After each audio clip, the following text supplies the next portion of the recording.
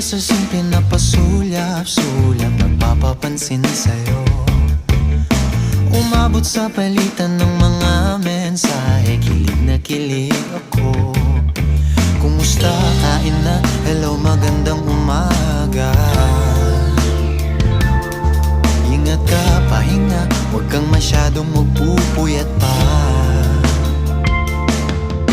Naramdaman ng puso na dahan-dahan akong nahuhulog sa'yo. Sa kada araw natin na pag-uusap, meron nang namumuo. Ngunit di ko na alam